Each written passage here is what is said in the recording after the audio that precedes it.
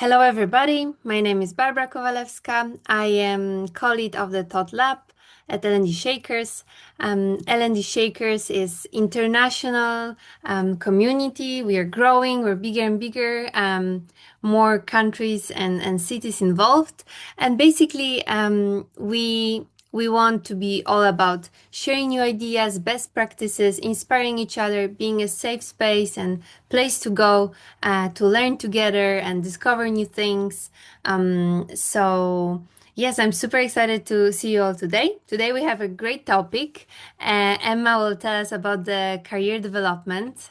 So this is something that's touching all of us. She is a founder of her Mastered Careers. And she has over 20 experience of leading L&D and the talent function across different global organizations. And she designed career development programs. And she has so much experience with HR and mobility. So we're gonna learn a lot from her. So I think I'm gonna now just give it to you, Emma. Thank you so much, and let me officially welcome everybody. Thank you for being here. I don't know if you've joined because this topic is something that you're actively working on or simply because you are curious. Either way, I hope that the next 90 minutes gives you something useful that you can take back. My name is Emma Borden, and today I work independently with medium to large companies on improving internal mobility and career development. I'm British and now I live in Spain, but I work globally. My background is learning and development and talent management, and before starting my own business, I worked for 20 years in corporate roles, working my way up to leading global functions. I've also had some very strange and random jobs. I was a children's party entertainer at McDonald's. I mapped coral reefs in the Philippines, and I taught English in Japan. I don't always put them on my CV, but for sure they have all helped, all of those experiences have helped me to develop my own career. In the chat, we're going to be using it a lot today, so feel free to add any strange and random jobs that you've had because they're always fun to see. And I love working on career development, but it really irritates me too. And what irritates me especially is that it's inconsistent. Many companies say on their website, your career is important to us, or grow your career here. But then they leave it up to chance. So I see learning and development as the superheroes here. Learning and development is best placed to solve this because they already understand the organization, they already have great design skills. So I'm looking forward to talking about how to design career development that moves people forward. I'll be keeping my eye on the chat for any questions or comments, and Barbara will call out any questions that I miss. We'll also be using some polls to keep it interactive, and we'll do a breakout towards the end. If you've got questions, then you can raise your virtual hand using the Zoom controls, or you can type it into the chat. I would also love to hear voices in the room, so feel free to also unmute and share your experiences. The more you put in, then the more useful the conversation becomes for everybody.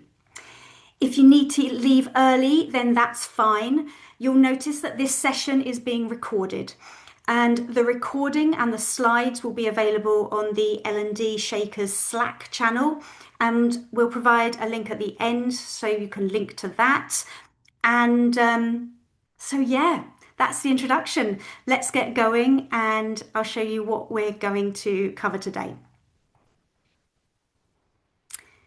Here's the journey that we'll take together. Each part is intended to build on the last. We'll start by looking at what career development is happening in organizations today. Then I'll introduce a framework where we can look at career development from three different angles. From there, we'll look at why career development tends to stay inconsistent, even when organizations want it to work. And in phase 5, which is the very practical part of the session, I'll present lots of tips and ideas for things that you can bring into your organization, and you'll think about what would work best for you. We'll close with a personal reflection, one thing that you could do differently when you get back to work. So by the end, it's my intention that you'll have a clear picture of why career development stays inconsistent and what learning and development can do about it. We'll have a shared language, the three lens framework, and 4 barriers, and at least one practical design idea to act on when you get back to work. So let's start our journey by taking a look at the reality.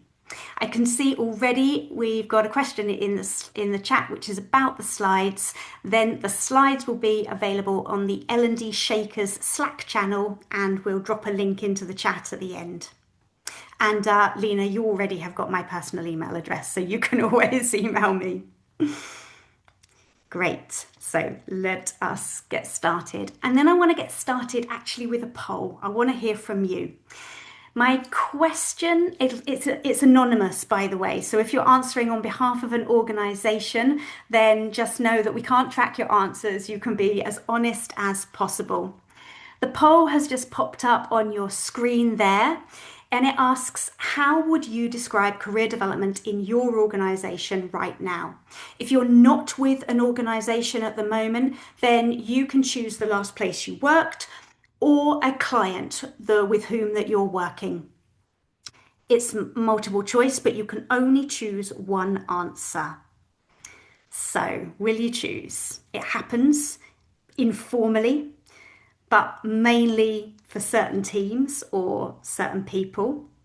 Yes, it exists. There are tools and programs, for example, but the reality is patchy. C is it's largely driven by individual managers, some good, some not. D is it's genuinely consistent and well designed. And E, honestly, it's not really happening.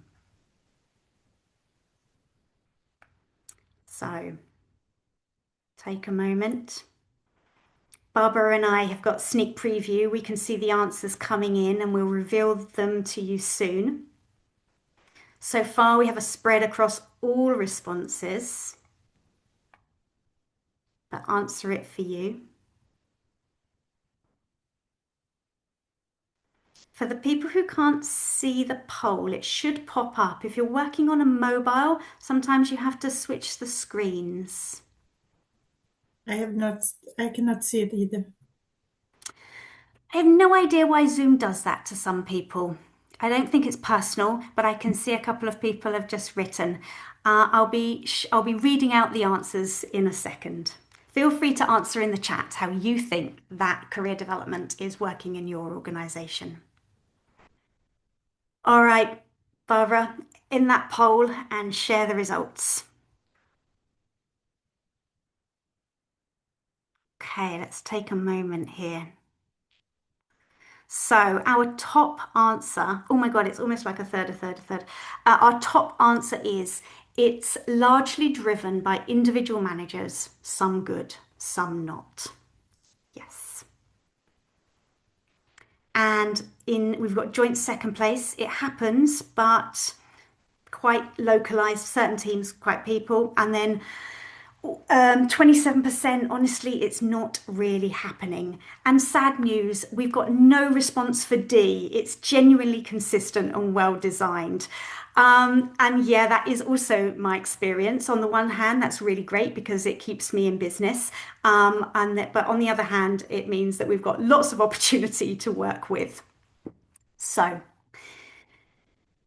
I guess what strikes me the most is that organizations are not ignoring career development. It is on the agenda, people care about it, but it is not showing up it's not showing up consistently. And it's that inconsistency which I want to talk about today and work through. So I'm going to stop sharing that poll now and let me ask you another question. It's not a poll. You can unmute and share, or you can write your responses in the chat. In your organisation, does career development rely on the luck of a good manager? We've just seen that that was our most popular answer in our poll. So, thinking about where career growth depends largely on having a manager who cares and asks and acts, what does that tell you about your system? You can share your observations in the chat or unmute. Have you noticed this or have you experienced it yourself? What are you seeing?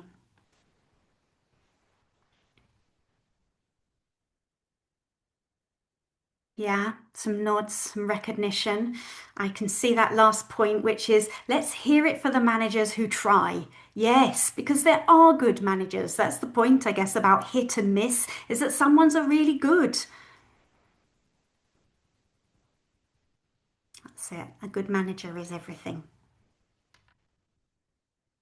So, what I hear and what I hear consistently when I work with L&D and HR teams is that career development is happening. The problem is it's not reaching everyone, and it typically depends on your manager, on your team, and your visibility to the right people.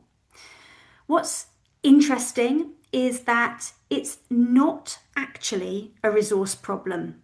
Sure, it would be nice to have more resources, more time, and more budget. But it's actually a design problem that looks like a resource problem.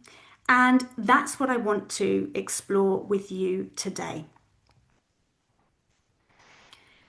Most organizations already have the raw ingredients for great career development: managers, projects, frameworks, conversations. Career development is already happening. There are promotions, sideways moves, mentoring, talent pools, succession plans, stretch assignments, and maybe there are also career paths and frameworks. So typically, some kind of career development is happening, but it's not been deliberately designed. It's being reliant on the manager or the individuals themselves to navigate that and to push for it. So when we design it deliberately, we can reach everybody consistently, so it's not left up to chance. Let's start deliberately designing career development by looking through 3 lenses. I find it helpful to look at career development through these 3 lenses that you'll see on the slides, each with their own roles and responsibilities. In companies, career development activities should ideally happen on these 3 levels. First, we can look at career development through the individual lens. It's the individual who drives their career. They bring the self-awareness, the ambition, the readiness to act, but they can only pursue opportunities they can see and access. So at this lens, at this level, career development is a partnership. L&D can enable it, but L&D can't do it for the individual. Then there's the line manager lens. It's the managers who are the one that can influence somebody's growth.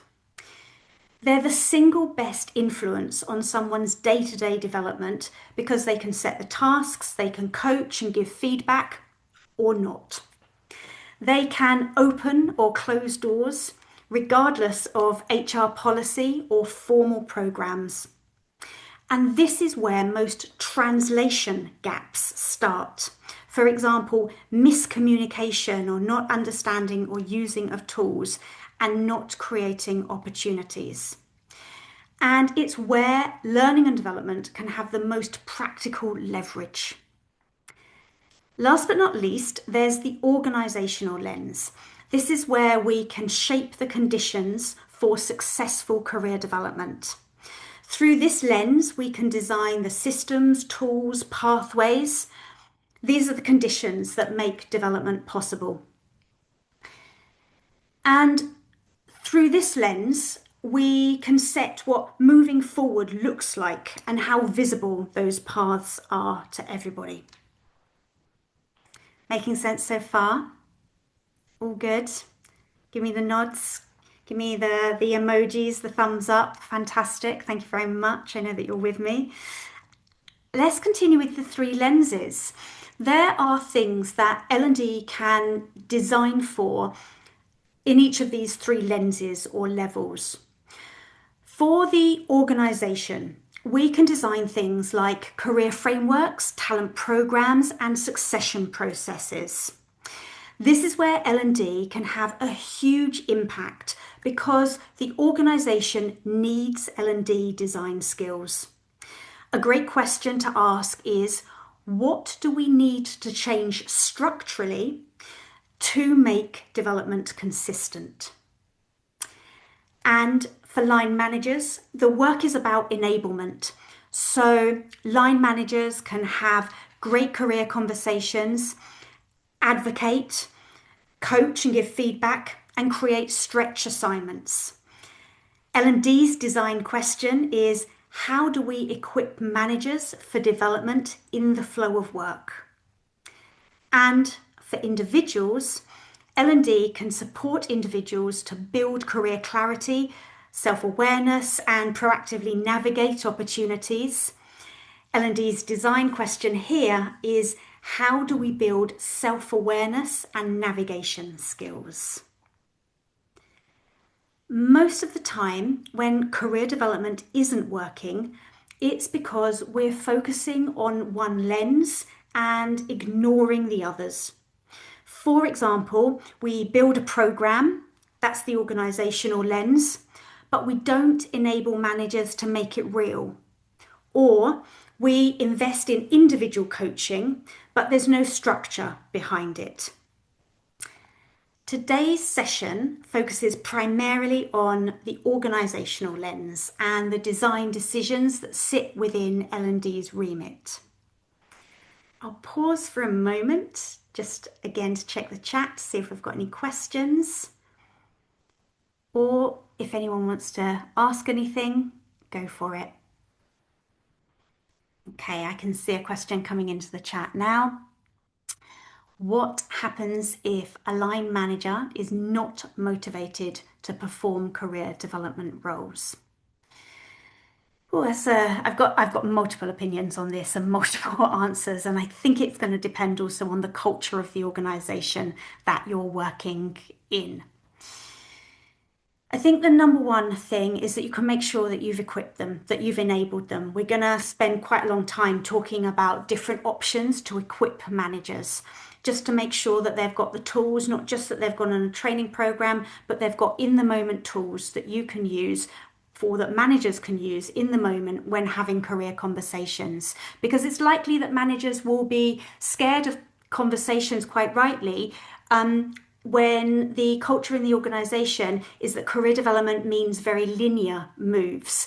And it's hard for line managers to answer questions on how else development can take place in sideways, lateral, other options when promotions aren't available. And that's one of the biggest reasons that stops line managers from taking conversations about career development, because they can't just offer promotions all the time.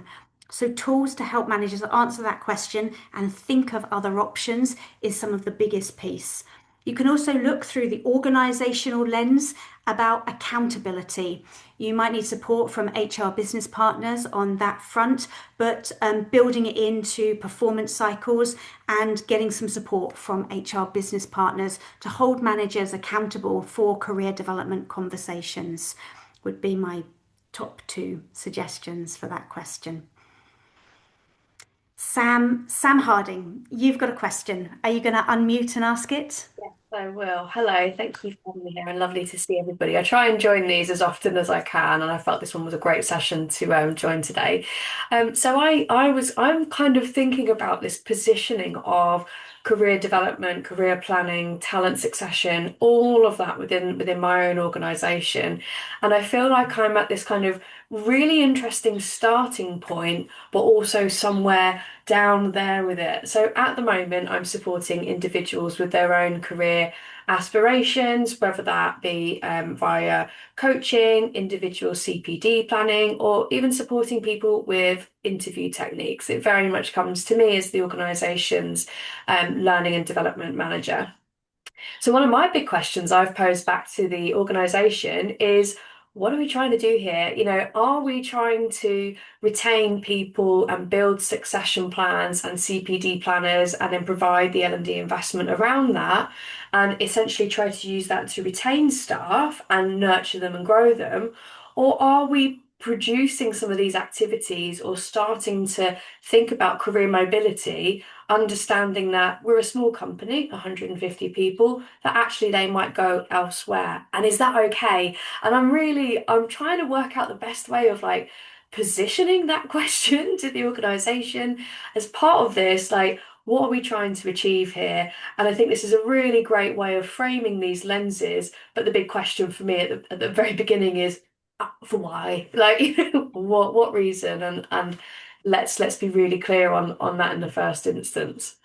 Yeah, that's it. I don't know if you saw Sam, loads of nodding as you were talking there about why are we doing this? What's the why behind the design? Because as you rightly say, there's so many different levers that you can pull on. You've already got a range of ideas to implement within the organization.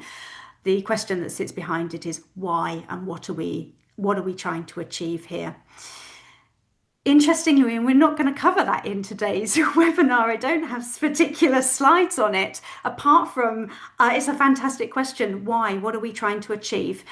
The place you might want to start is with some talent data. I'm sure that you've already looked there, so I'm probably teaching you to suck eggs.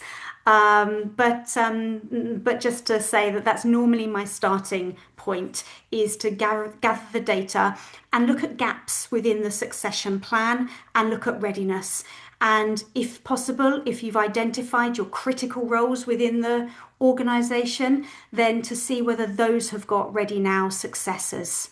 I've worked with organisations that set a percentage target for ready now successors in critical roles and also sort of subcritical roles and having 51% ready now successors and also having a acceptable retention rate and not an overall retention rate, but a retention rate of higher performance, higher potential employees. What are you thinking, Sam? What's your next step on this one? To actually go and position this as we have specific roles, and are these the ones that we're trying to invest and nurture versus some that are perhaps more consultancy based? And actually, are we happy that there might just be a fresh talent stream in, out, and that's okay as well too, because actually that fulfills a purpose as well of bringing some fresh perspectives and diversity in as well too. So yeah, I think that's actually going to be my first point. Thank you. That's it. Yeah, prioritization. And I just see that Rowan in the chat, who I know has got a background working specifically with careers in an organization, has got some experience on this. So I'll let you two connect. I've got another question from Matthias. Would you like to ask the question? Thank you very much for the opportunity. I'm particularly interested in the organization lens because I had some experience on that. I remember design particular competency metrics which will be used for facilitating career promotions. But what I am interested in is how do we ensure that both the line managers and the employees themselves are invested in the system that we build regarding career promotions. Thank you very much. And is it specifically promotions, or would you also consider other types of moves? For example, sideways moves. Is it for any job change or specifically Yeah. upwards? Oh, no, no, I agree. Let me rephrase that question. How do we make sure that both the line managers and the employees are going to engage in whatever the system that we built to facilitate their career growth? In one word, it's translation. One of the biggest reasons, or the biggest reason that frameworks fail in organizations is that they look incredible on paper, but they just sort of don't make sense in the real world. And managers can't see how they would use the words on the piece of paper to recognize the traits in those individuals, be them competencies or potential indicators. So you might need your competency framework, which outlines what good looks like, and you'd also need um, to equip managers on how to recognize those things in action. What will they see from their employees? And additionally, you might need support for the individual that says, how can I demonstrate them? How can I get exposure to them? And how can I develop in them? Sometimes employees see the competency frameworks as very aspirational.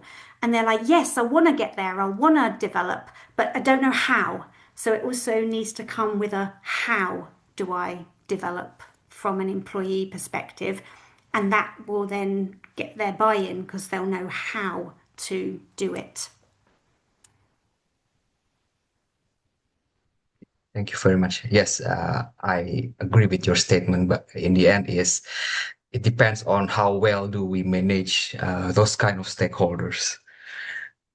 It does. It does come down to that. Yeah. It's not to be underestimated. It's an important tool to put out there because it explains to people what good looks like and what they need to do to progress within the organization. And then the second part is, and then how do they do that? Thank you very much. Great. Super comments in the chat and no other questions. So I will move us on to say that our focus for today is about designing for organizational career development. And our goal here is to stop building isolated programs and start designing more integrated systems. It's the central argument of today's session. Most organizations treat career development as a program, something that you build, launch, and deliver. But programs reach some people and miss others. And when the program finishes, then so does the development. And what we're exploring today is a different approach, designing career development into how work already happens. So it doesn't depend on a perfect program or a perfect manager. And L&D is uniquely placed to do this because L&D, you understand the learning systems, you work across the organization, you know how to design for behavior change. And so the key question becomes, are you using those skills on career development? And here's where I'd love to run another poll. And so we'll get that up on the screen now. The question is, on a scale of 1 to 3, how much does your organization currently treat career development as a real work design challenge rather than a program? Is the current approach mostly programs and frameworks? Or is it some intentional design, but it's patchy? Or is it, no, genuinely designed into how work happens?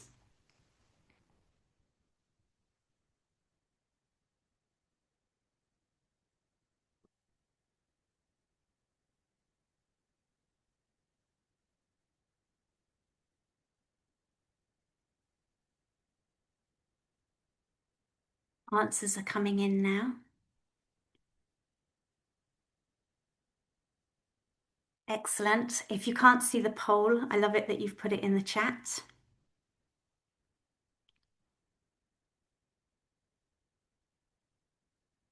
Any other answers? In which case, we'll close the poll now and share those results. So, for the people on this call, this is what career development is currently looking like in organizations. It is mostly programs and perhaps some supporting tools like a framework. It's in 44% of the case, there's intentional design, but it's still patchy and perhaps a little inconsistent. And currently today, nobody is doing work that's genuinely designed into career development, that is genuinely designed into how work happens. And the poll is not to blame you or to pull out any faults. Actually, even having some frameworks and programs is a great place to be. Just close that off my screen. And yeah, it's a great place to be. But we're also here to learn about how to do things differently. It is likely that you are facing barriers. Because sometimes designing career development is hard. And that's because there are barriers in our way. So let's explore them. I think that these are the 4 most common barriers to career development. And these are the reasons why career development stays inconsistent. When we can name them clearly, then we can design around them. I'll talk you through them and you can tell me in the chat if you recognize these or if you have any experience of these. The first barrier is ownership ambiguity, meaning that employees own their own direction, but they cannot own the opportunities, conversations, and visibility that organizations and managers control. And that is the part that needs clear ownership. Now, I think L&D should try to own as much of that as possible. Barrier 2 is a program bias. As we've spoken about already, there's an assumption that career development means building a program. Programs are valuable, but they reach a very limited audience and they require investment. Sometimes we don't have that level of budget.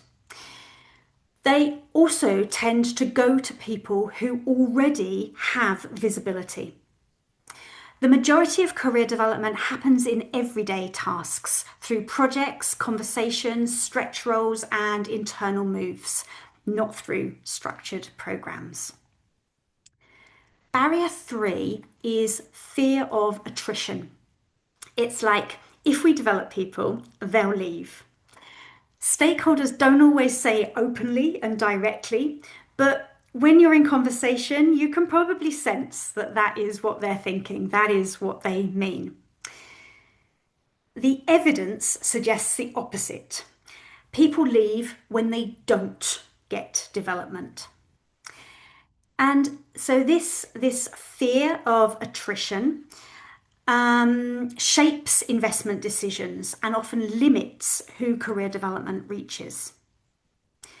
Barrier number 4 is the translation gap. So many organizations have career frameworks or competency models or development tools, but there's a gap between the tool existing and the tool being used. Managers don't know how to apply them, and employees don't know if they exist. L&D has designed, perhaps L&D or HR has designed the framework, but it's not been designed for adoption, for use. So these are the 4 barriers. How about for you? I'd love to hear if there's one particular barrier or you're recognizing several of the barriers. You can pop it into the chat or you can let me know verbally. What are you thinking? What are you recognizing?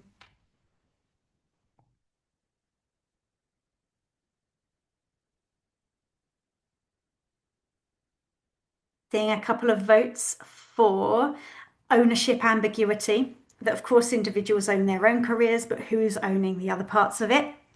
Yeah, see that as a common thread coming through.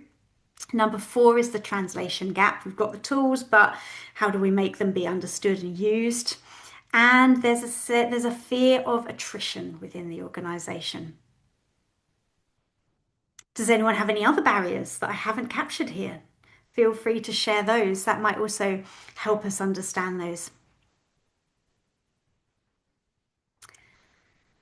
All right. Sorry, Emma, I was just going to quickly say to add to that, it's particularly for smaller organisations, if those vacancies and roles to apply for are very limited, then people can feel hopeless if they're not seeing those opportunities to apply for. It's like, why would I invest in my development when the last time there was a role I could apply for was 6 years ago? So it might be to do with Yes, roles yes, I available. 100% recognise that. Give me a thumbs up if that's also the situation within your organisation and you're recognising that. Yeah, yeah. In some of those cases, it can also be the definition of career development that people are specifically looking for a formal role change, a formal job title change. Sometimes, and depending on your organizational context, there might be a benefit in broadening out what is understood by career development, so it's also seen in the informal ways. I'm not saying that that's a good solution in all organizations. Your context will dictate that. But I think in many cases, we often hold a very narrow definition of what career development is, and that we think of it as very linear. But we know that that's a career myth, and actually very few people have had completely linear careers. And that other types of career development, from role expansion to scope expansion to extra responsibilities to sideways moves, are probably more common within the organizations. And very right, I'm going to nod that it takes an exceptionally committed and tenacious individual to use the tools and opportunities to grow when they're not supported by the system, be that their manager or the organisation. Yeah, it's kind of, again, why I see L&D as the superheroes here, because I think there's the opportunity to come in, particularly equipping managers and also at the organisational level. So, now we've looked at the context of career development, let's move to how learning and development can design for career development. We're moving into the practical part of the session now, and here are 3 big design levers that for career development, 3 big things that you can do. In a minute, I'll share ideas for each one to bring it to life and give you some inspiration to take back into your work. The first design lever is about, no surprises here, enabling managers. And I'll cover things that learning and development could create to equip managers in the flow of their work, not just giving them one-off trainings as a workshop. The second design lever that we'll cover is making movement visible. We'll look at ideas for making internal movement visible so people can see what's possible without needing to know the right contact or the right manager. And then we'll think about how to design career development into real work. We'll think about how L&D could shape work itself so development happens by at the same time as doing a job well. So those are our 3 design levers. And let's go into them. All right, so first one, enabling managers. Career development can live or die at the management level. I think that's coming up a lot in today's theme. And most managers want to support their people but don't know how. And training alone doesn't always solve it. The design question is, what could L&D create that equips managers in the flow of their work, not just in a workshop? Here are 5 examples of what helps to enable managers. Write down any that you think could work in your organisation. Here are 5 suggestions. A 1-page career conversation guide that managers can use before and during a one-to-one. 3 prompts that move the conversation beyond how's it going and helps managers answer that difficult question of where's my promotion? You could do a simple development signals checklist, things that managers can watch for that indicate someone is ready for more responsibility. You could do a short 15 to 20 minute manager briefing embedded into existing team meeting cycles. This can convey the key messages without the need for a standalone training event. You could do a career conversation starter kit sent to managers at the start of the performance cycle, a tool to use that very day, not a framework to learn. And another idea, the 5th idea here, could be peer learning sets for managers to share what's working in development conversations. So communities of practice, for example, facilitated conversations. If any of those examples generated more ideas for you, then write them down. Make sure you're taking away inspiration and different ideas. Probably a question for you, Barbara, in the chat is how can it be added to the L&D Shakers Slack? Felicia, you've got a question. Yeah, can you talk a bit more about the embedded briefings? This is really great, by the way. Thank you so much for this content. Thank you for coming. Good question. So, we're already in the mode of probably doing manager training, manager workshops. So here I'm trying to think of other ways that aren't what we're already doing. And my idea for the embedded briefings is teams are already doing, departments and teams are already having manager and leadership team meetings. They're probably discussing work rather than anything else. So my idea or my suggestion here is that you gate crash those meetings. You use things that are already within managers' calendars, so you're not asking for more time, and you gate crash 20 minutes of those meetings where you're sharing key messages, you're doing super bite-sized content, not necessarily with any practice or skills based, but giving them helpful hints and tips and showing them where other resources are. That would be what it looks like. Cool.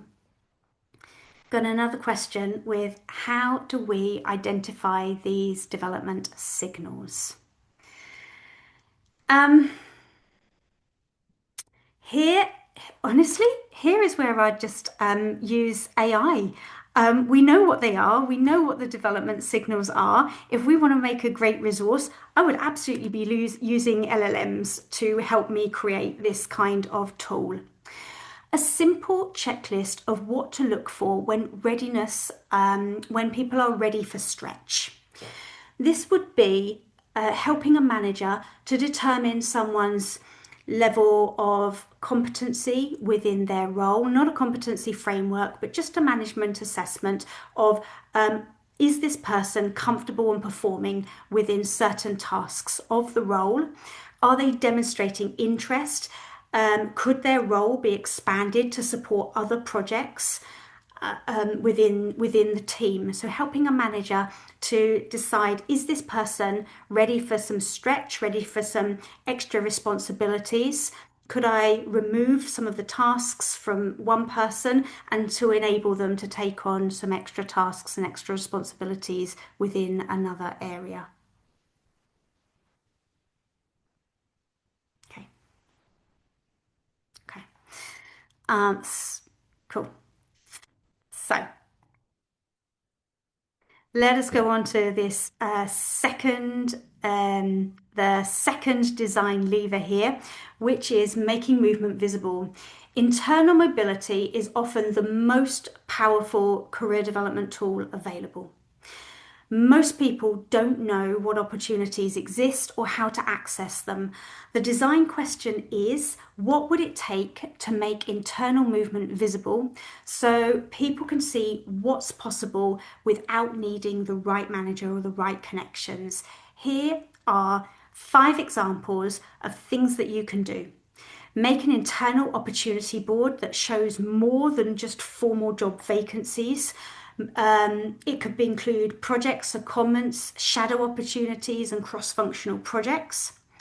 You could do career story content, short profiles of people who have moved internally, showing the paths that are possible. Set up a what does this role actually involve resource written by people who are doing the job. This helps people better understand the role and to see if a sideways move would be right.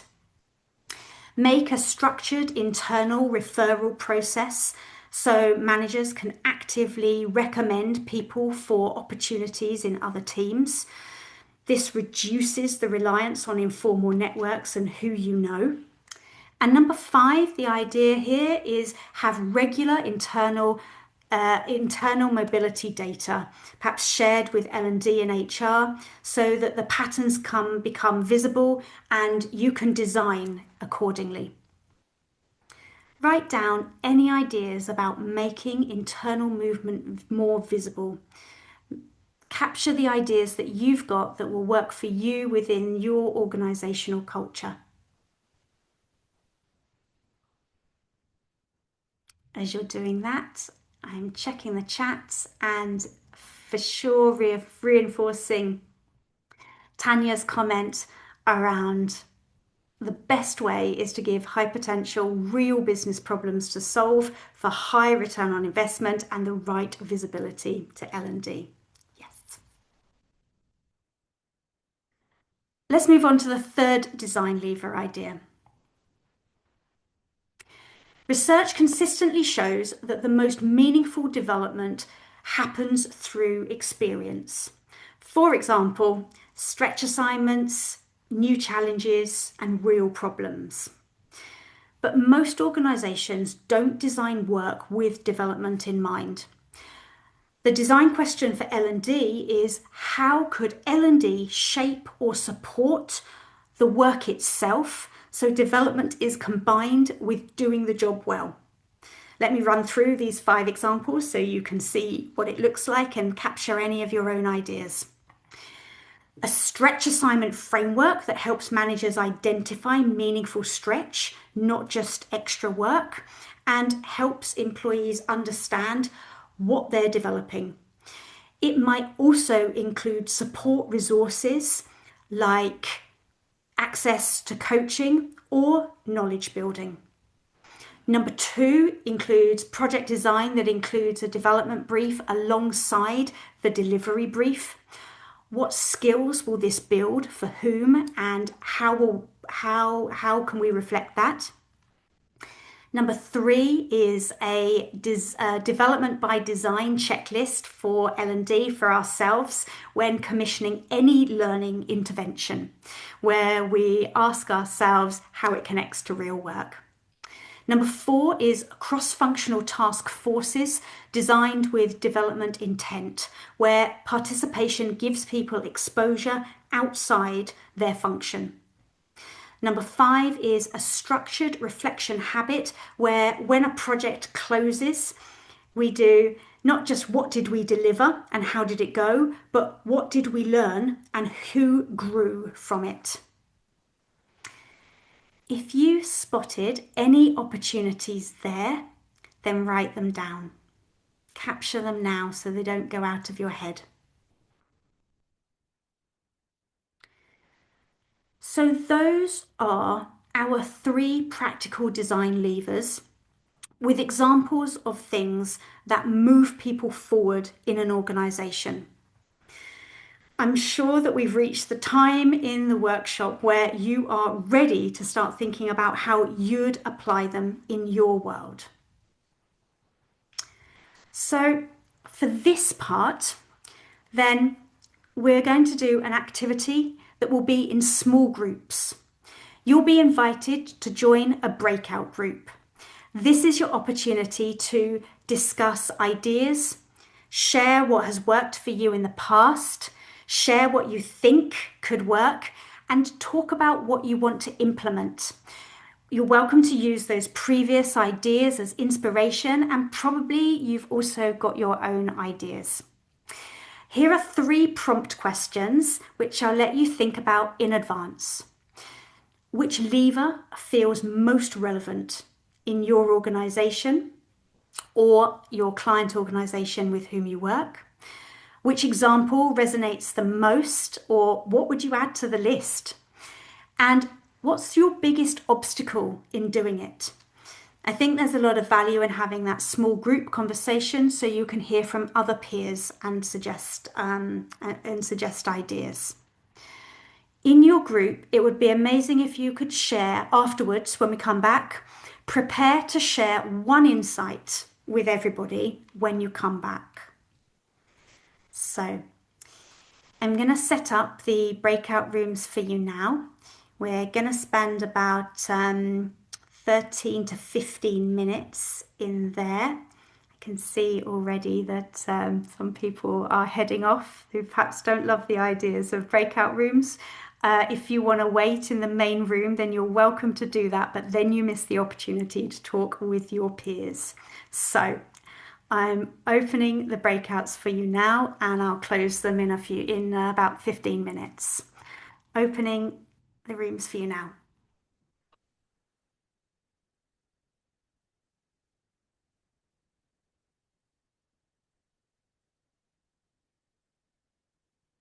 And apologies if anyone was cut off in mid-sentence, because that's often what happens with these.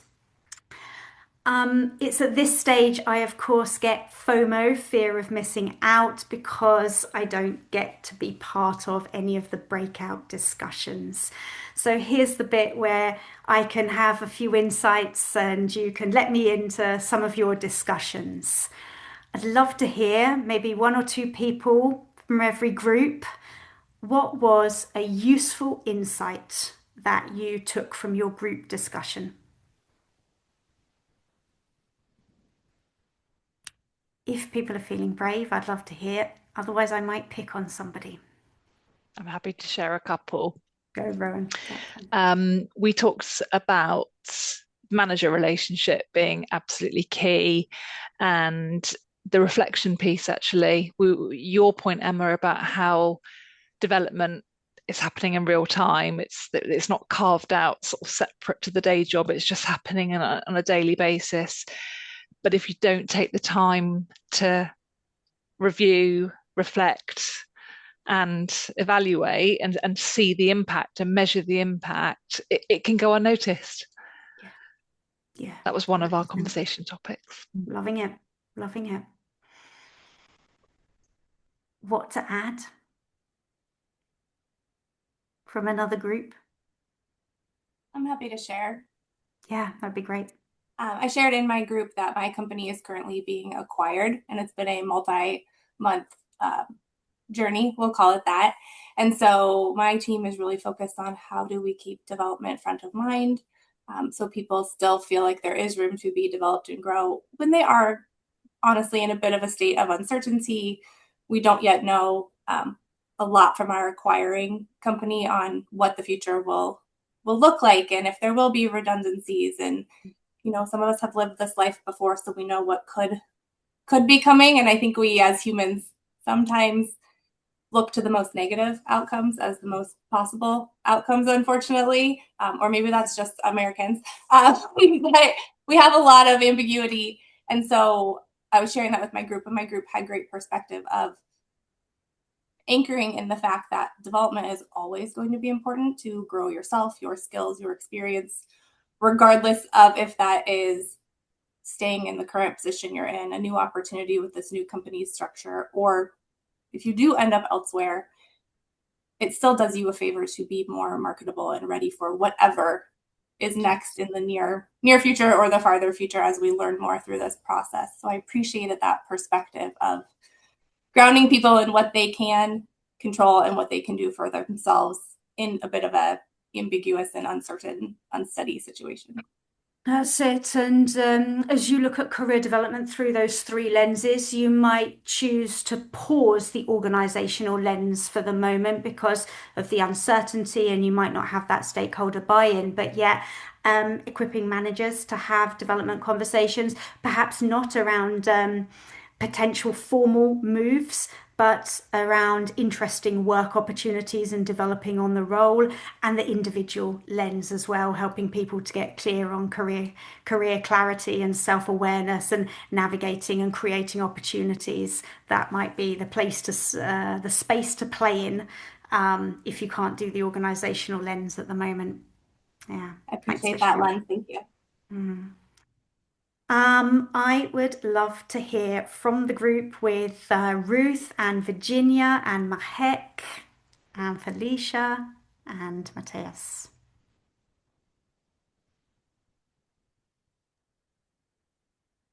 Any spokespeople? I mean, a useful insight. We couldn't have come from more different industries in the conversation, and yet the themes were very, very similar. So there was an insight. I think we're all facing a few different. We've all found some useful levers for our different scenarios and situations, but a few sticking points with the barriers around perhaps political or cultural blockers for progress. For example, in my scenario, also going through significant change, and that internal opportunity board is a really compelling solution to some of the challenges, but some of the barriers to that would be around some of our leaders recognizing that they might have to sacrifice something for the greater good.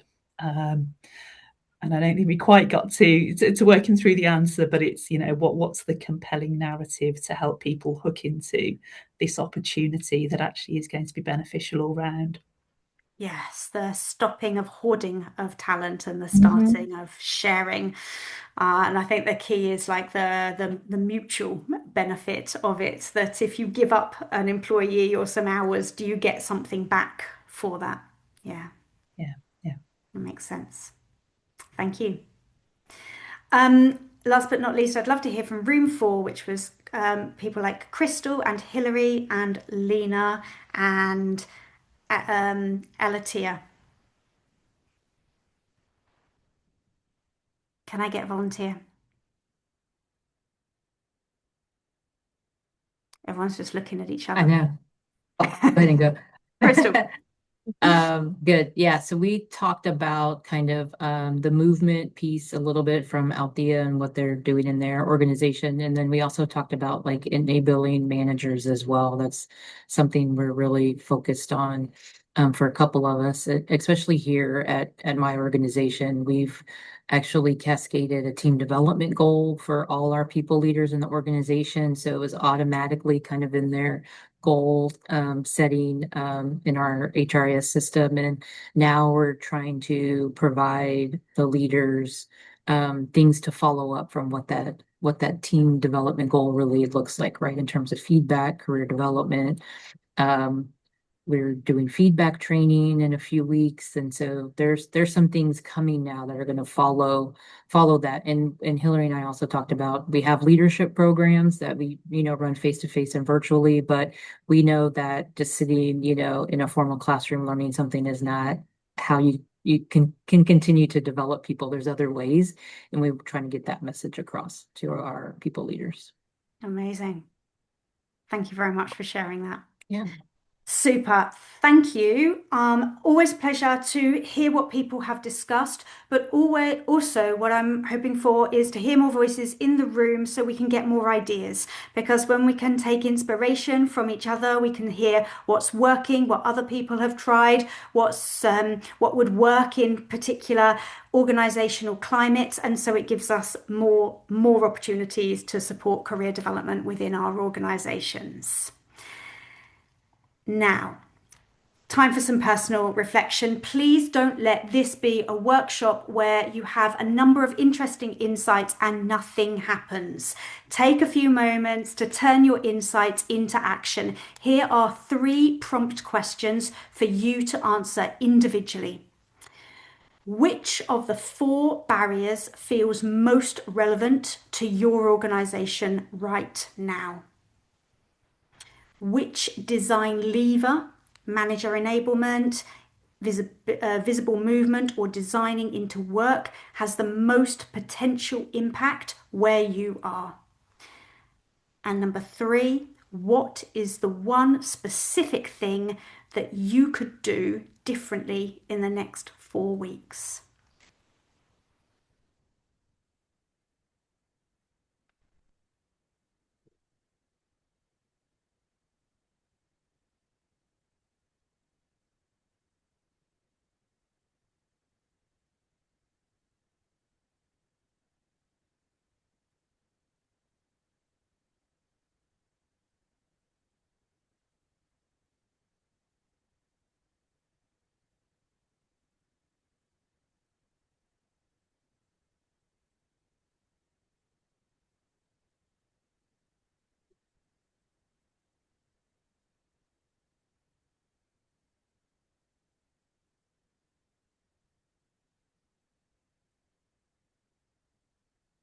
You've already got lots of ideas, lots of options. If you're still looking for some more, I have dropped 4 concrete next steps, 4 concrete suggestions in the chat.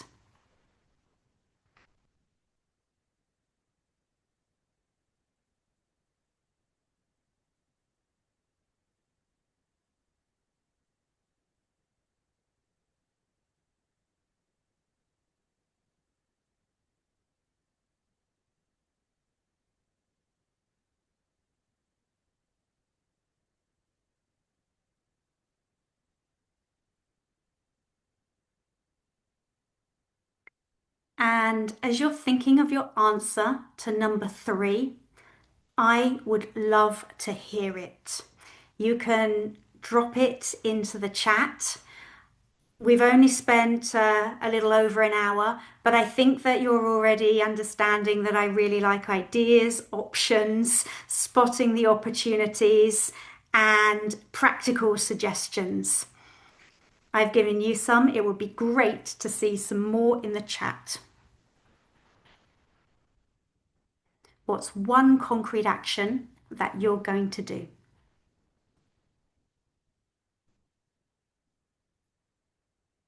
Fantastic. Loving it, Crystal. Feedback training with tips and tools. Follow-up will be to using the AI role tool that we've got access to on LinkedIn Learning. Process of transition, so therefore making more of an emphasis on training as we rebuild them, giving people more tools to encourage it. Asking direct reports to think through running lightweight listening tours focused on understanding how program bias is showing up and ways to unblock managers. Focusing in future career development and exposing and making explicit case for senior sponsorship and advocacy. 20-minute manager briefings. Fantastic. Gate crashing those 2 meetings. Checklists for development readiness. Equipping managers with conversation prompts. Another vote for the checklist idea. Super. Conversations with managers. Fantastic. Keep them coming. Super helpful.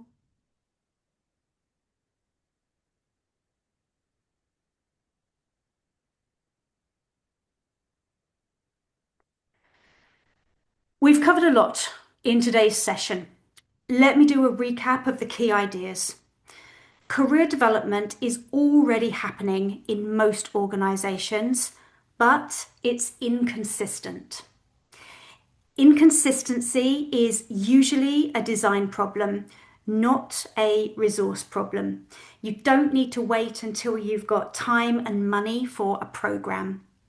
Learning and development has influence at 3 levels: the organizational level, the manager enablement level, and the individual support level. You have got 3 practical design levers.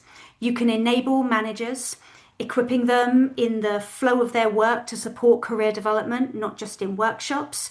You can make movement visible so people can see different opportunities.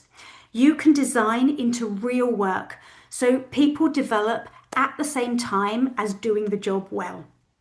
And finally, the translation gap, which is the difference between having the tools and being able to use them. Work on translating your tools so they can be used on a day-to-day basis. And this brings us to the close of our workshop today. So thank you so much for being here and the quality of thinking that you brought to this session. The conversations in the discussions and in the chats showed, I think, exactly why this topic matters. You're all working on it in different ways, and there's a lot of collective knowledge in the room. I would love to hear one thing that you're taking away today. If you're feeling brave, you can unmute and tell me. Otherwise, I'd love to hear it in the chat. One insight, one thing, as well as your action, that you're taking away from today. In the meantime, I will also drop 2 things into the chat. Firstly, if you'd like to continue the conversation, then I'm happy to answer more questions. I'll be hanging here for a few minutes, but you can connect with me on LinkedIn. You've got the link to LinkedIn, and we've also put the link to the L&D Slack channel. So, things that you're taking away from today, more focus on the translation gap and how it can be addressed. Fantastic. What else? Any other insights from today?